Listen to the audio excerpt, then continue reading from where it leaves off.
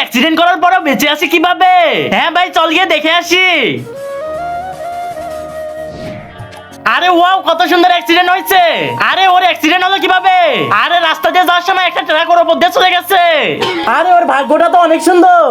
আমাকেও যদি একটা ট্রাক এসে ডলে দিয়ে যেত তাহলে তো আমিও ছটফট ছটফট করতে মরে যেতাম। আরে সালারা, তোরা পাগল হয়ে গেছিস নাকি? চালু করে একটা হসপিটালে নিয়ে চল।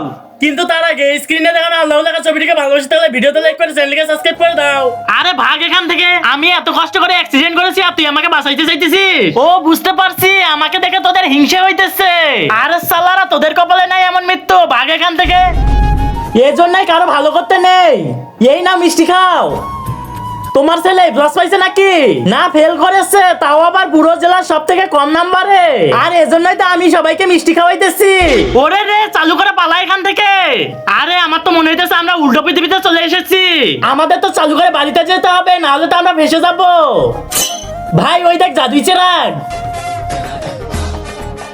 আরে ভাই, চেরাগ ঘষে দিন বেরোলে আমরা তো আমাদের বাড়ি যাওয়ার ইচ্ছা চেয়ে নেব। হ্যাঁ ভাই, আমরা তো চেরাগের ভিতরে ঢুকে গেলাম। আরে তোরা তো আমার তিনটা ইচ্ছা পূরণ করে দে। अबे तुम टाइम से ही बीच मांग रहा है जल्दी पूरा करो ना मैं तुम सबको मार दूंगा